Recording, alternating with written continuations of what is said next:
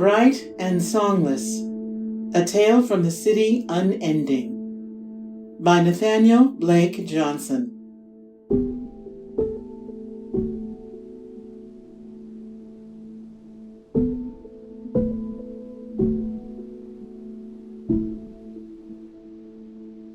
East of the mountains. In the midst of the Songless desert, a brother and sister wandered, not sure of where their feet were taking them, trusting the setting sun would guide them closer to the horizon. The song they sung along the journey thus far had been silenced by the particles of dust flying into their lungs. Whenever the sister began to open her mouth, the brother's hand would cover it. He knelt down to her and with his other hand took his index finger diagonally to his lips, then to the top of his head, then to his sister's hand, tapping out the beat of the song. The sister nodded to him and tapped along on the palm of his hand that refused to let her go.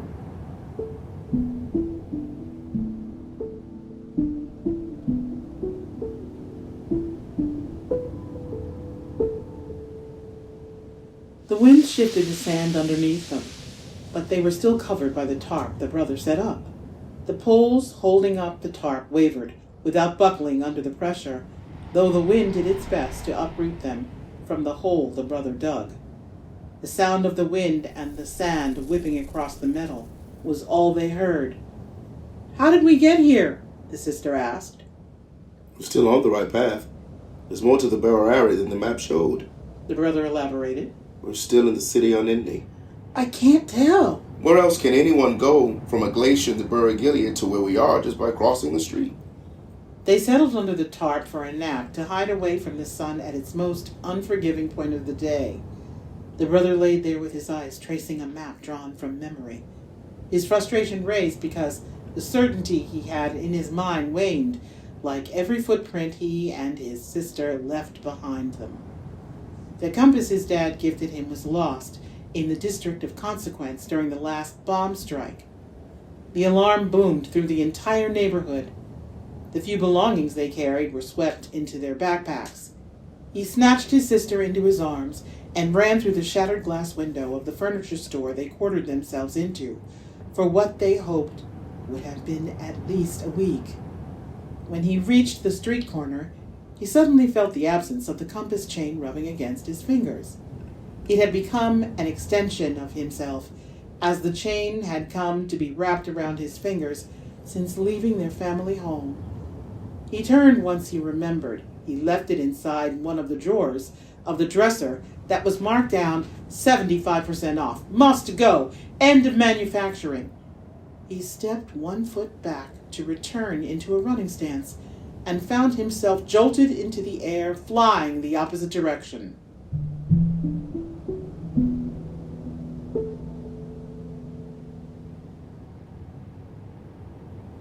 A new sound was building in the desert. His sister turned over with a gentle sound a child ekes out of being partially awakened.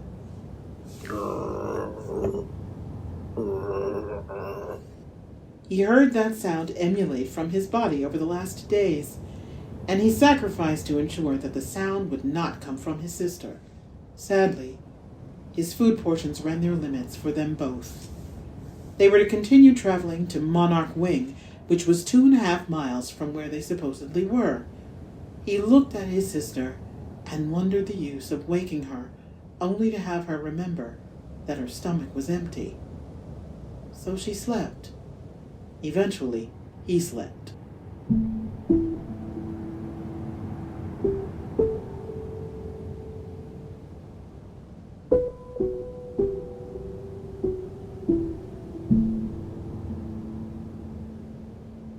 Midday became early evening, and the stars were more visible.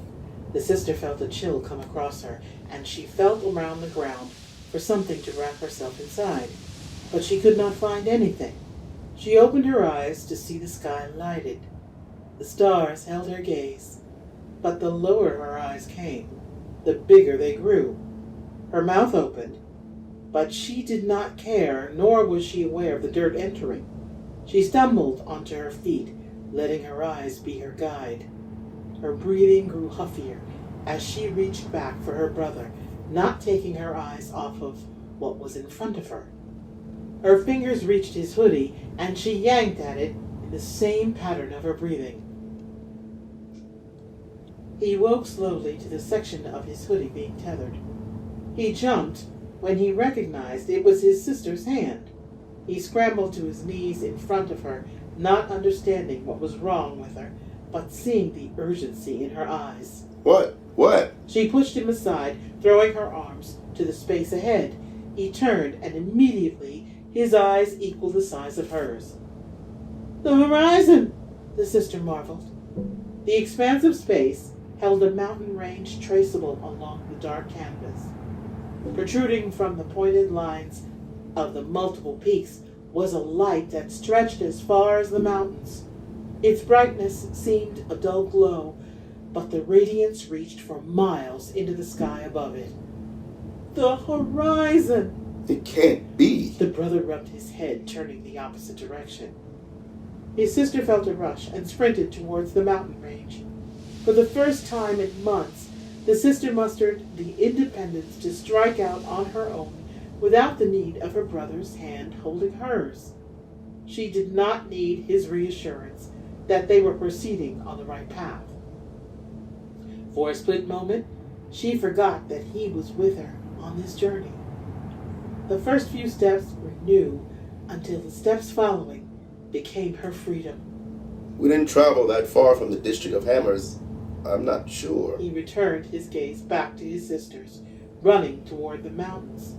He could not believe how far she had ran in that short time he took his eyes away from her. Stop! He yelled. He jerked back. His body had a delayed reaction time to his mind, and his feet were already in forward progress. We don't know what that area is. His yelling was in vain.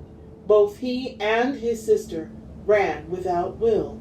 She ran for the promise of the horizon, and he ran to protect her. Stop! There could be traps all around us. The chase appeared like a cartoon. The motion from their legs in the night, mixed with the dust, kicked up in every lunge. Each step created its own mini whirlwind around their feet. Every time the brother reached for her, he had to lower his upper body to attempt to catch any part of her. He would be within inches, but the dust entered his eyes or mouth, sending him back upright.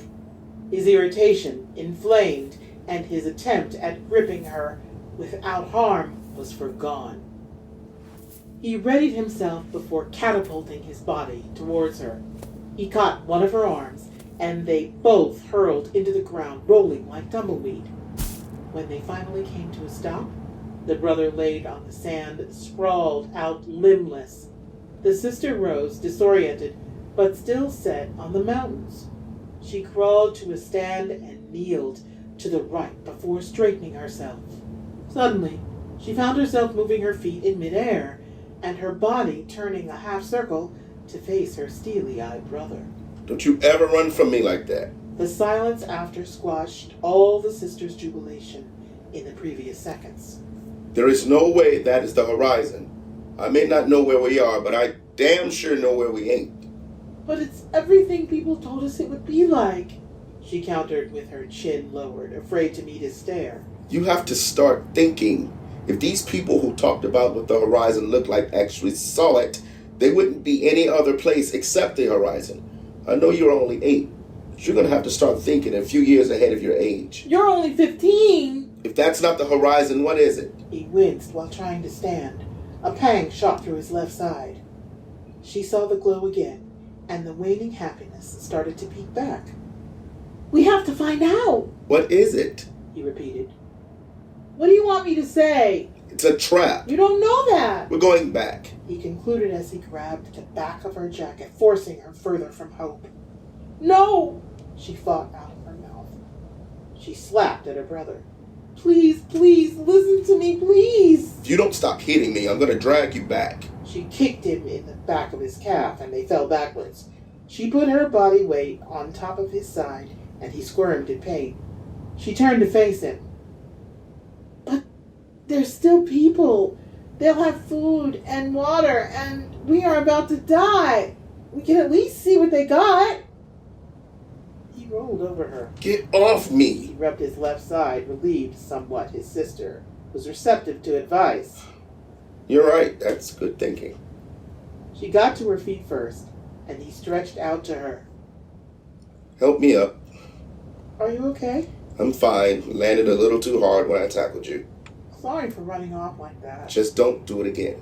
I promise, she said sheepishly, evoking the imagery of a wounded deer. What's with the voice? You haven't talked like that since you stopped wearing pull-ups. That may have worked on Dad, but give me some credit. It worked on Mom, too. Not since diapers. He scanned the ground they covered and could barely see the spot they set up, their temporary camp. He let out a deep sigh. We'll walk back for our things after we see what's behind the mountains. Either way, we have to go back. They walked the rest of the path quietly, assessing what awaited them. The longer they walked, the mountain seemed to distance itself further from them.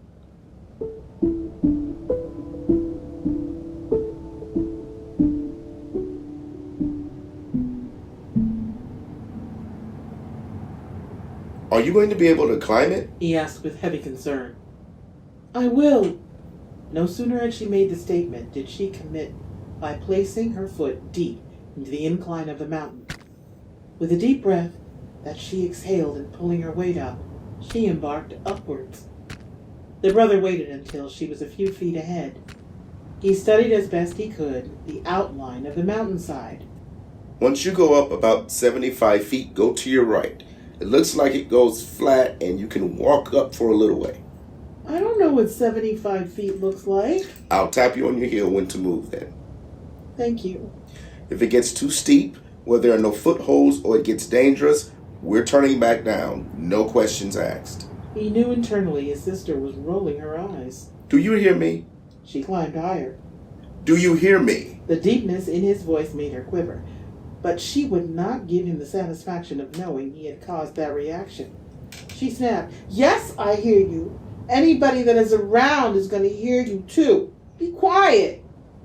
She reached a spotted rock, but she stretched her right arm too far. Put your foot closer to it, not your hand. I know what I'm doing. Sweat formed in her hand, making the rock slippery when contacting her skin. She caught the rock's edge, but the grip on her index finger and thumb dropped. Her entire body clenched tightly. No! The brother exclaimed. The sister's fall was too quick for the brother to react. His eyes grew wet before the fall happened. His eyes had the foresight into the possibility of the occurrence, but dread its actuality. A blue flash appeared underneath her. The momentum she picked up suddenly came to a halt, but she didn't feel the pain she thought she was in for. It was the exact opposite. She was floating. Confusion and curiosity allowed her to release the tension she built in preparation for a splat.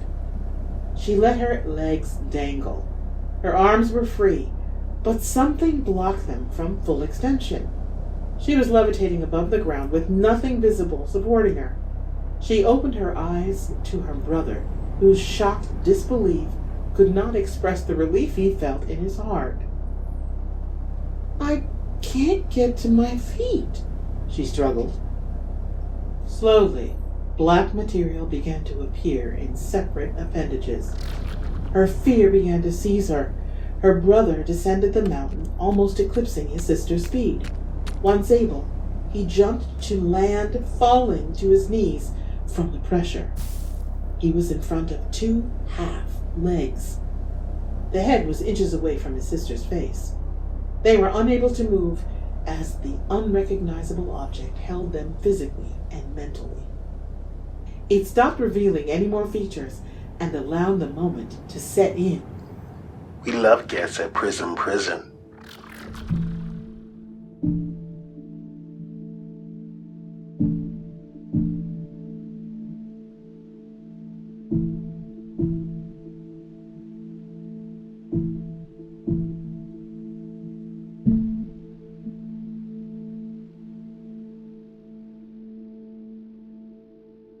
West of the mountains.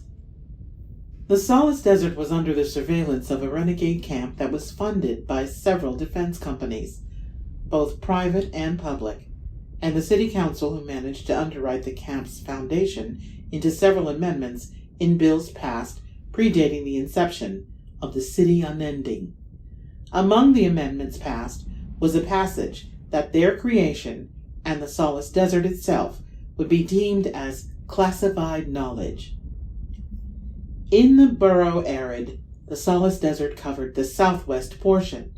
The boundary line was at the end of the District of Reflection. Very few crossed over, and none crossed back that were not granted permission to leave. Those that left never talked of the desert, their experiences in the desert, or what was given to leave the desert. Sky dots were placed at points along the boundary line for 20 miles. The dots recorded any activity and transmitted the recordings to the camp's headquarters at the base of the mountain range. There are 2 pilgrims located in Sector H2. The marker reported. Load it to the main screen. The captain ordered. He approached the screen closer to ensure he was seeing what was being projected and what he heard. 2 pilgrims traveling together? How did they come this far into the city without being split? Track their paths since entering the borough arid. If they were together before, trace them back until the entrance into the city.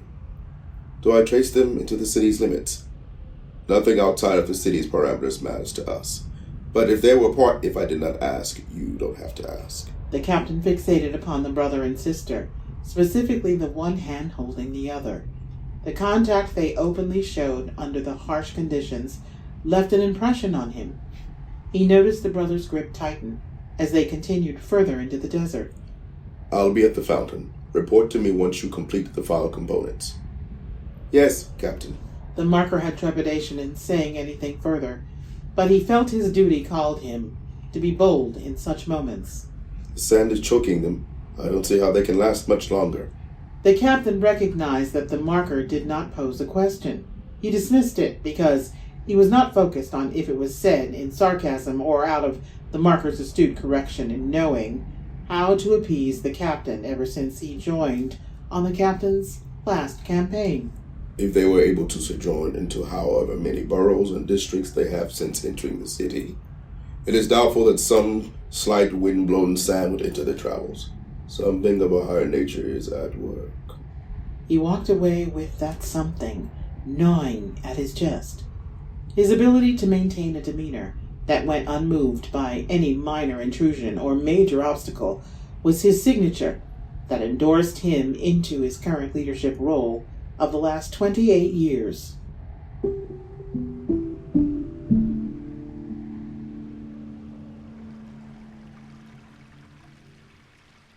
The fountain room was a cavernous space within the mountains. The room was a miracle of nature as the water shifted the layers of sediment since the beginning of time. At the entrance, the transition of the rocks ran smooth. It was only as one continued around the circumference of the room that the pattern would alter. One area ran jagged. Another was so delicate that once a foot stepped into it, tiny pebbles could be heard falling. Another section held countless holes furrowed by the water and other creatures that came to call their holes their abode. At the exact opposite side of the entrance, the rocks layered themselves as steps of different lengths and depths. However, the steps were not a stairwell, as there was no exit, except at the entrance and in the middle of the room. 50 feet into the room, the fountain began and ran the full circle around the room. Like the rocks surrounding, the fountain was nature's construction. The distance between the water and the rock wall varied at points. The closest it got to the wall was at the rock stairs. In the center of the fountain was a reddish orb of light whose color reflected from the rocks. It floated above the water, and the light emitted seemed muted. Under the orb was an enlarged circle of light whose cast came from an opening at the roof of the mountains. The circle bounced based on vibrations in the room. A halo of light shined from either the opening or the orb. The formation of that light was a source of mystery. The captain's favorite spot in the headquarters was between the fountain's edge and the rock stairs. He would stand there for hours. Whenever someone would enter, the individual would only hear the captain's disembodied voice as the darkness hid 3/4 of the room. The entrance and the center of the fountain were the only portions visible by natural light. He stared into the crystal water, and the landscape of the Songless desert manifested on the surface of the water. The wind swirled the sand like confetti, and as quickly discarded once it finished toying with its weight. He was able to espy the latest interlopers into his sanctuary. As they slept in the depths of their loneliness, questions on how two people managed to wander this close to his facility repeated in his head. He waved his hand over the water, and the image shifted to the bird's eye view of the mountains. He checked for anything that stuck out. Everything appeared normal, which only heightened his concern. His hand guided the view, gliding across crevices, trees that arched and reached, and their roots that crawled along the ground, gnawing into the earth. Access clear to proceed. The digital voice declared. The stone wall barrier divided into two for the marker to enter. The captain waved the opposite direction, and the water's image dissipated. What have you to report? The captain asked. The marker no longer sought to communicate face to face with the captain. When inside the fountain room, the captain would always cloak himself in the shadows. The marker never went past 10 feet from the entryway. From the city's limit, they never consorted with anyone. The pilgrims crossed into the city through District of Hammers, continuing to District of Consequences, to District of Vanities, to Borough Gilid, before coming into Borough Arid. The marker reviewed. 6 vicinities within the city, and they still have not been made to strike out on their own. Any pilgrim should feel the depravity of being alone. What about the District of Reflection? What did the Sky Dots record? Because our borderlines merged, I was not able to retrieve their images. Their Sky Dots blocked our reception. I submitted the request as per the Skyview ordinance to them on your initial order. 11 hours remain for them to respond. In 11 hours, whatever plan of action those two represent could mount an attack. The captain seethed. Every district and borough in this wasteland they call the city Unending send their revolters to me to maintain some semblance of order, and they have the gall to make me beg for permission to do my duty. The captain recognized his temper flaring and never wanted anyone to bear witness. You are dismissed. The marker turned to leave. Wait. The captain's mind was a constant labyrinth, without an exit or center. Whenever he considered one path, he traveled to it where it would split. However, he never made any directional choice over the other. He did like the crossways and split his mind to go down each path. He refused to believe that there was only one correct way. We'll let them inform us of what we need to know. The captain plotted. He focused on the orb. The mountains will have a setting sun. What if they know the direction of the horizon? It has not attracted anyone before. This will be my first time to witness it. Have your preventative items nearby. Would I be allowed to go outside to witness it in person? No. Not for seeing what may await us with those two or their allies. It would be unwise for anyone to be off their position. Yes, sir. What if they come closer? The streaker will meet them. He has a talent for greeting people and separating them. The setting is scheduled for 2 hours. Ours will be activated. I will meet you in the command center. Dismissed. The marker left in one motion. Once the stonewall barrier closed, the captain looked at the orb, and a dull pulse sent the sphere's light in and out, in and out, in and out.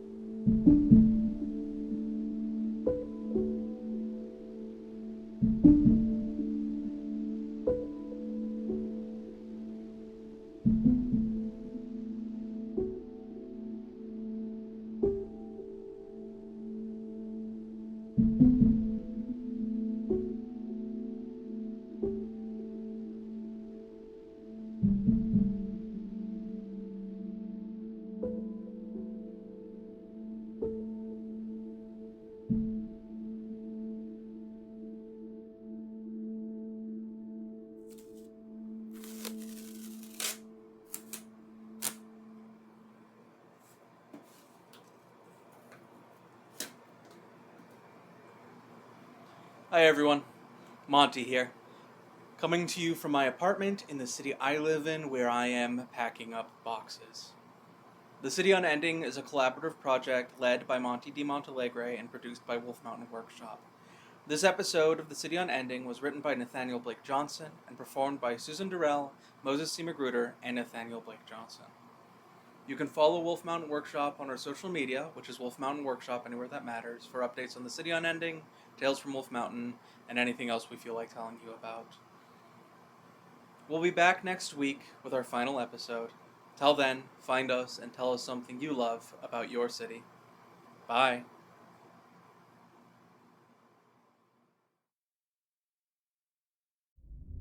Wolf Mountain Workshop now has a Patreon. You can subscribe at patreon.com/wolfmountainworkshop at $1, $5, or $10 a month to support our shows and to gain exclusive access to our new Discord, the Caves of Wolf Mountain. We hope to see you there, and we thank you always for being a listener. Bye.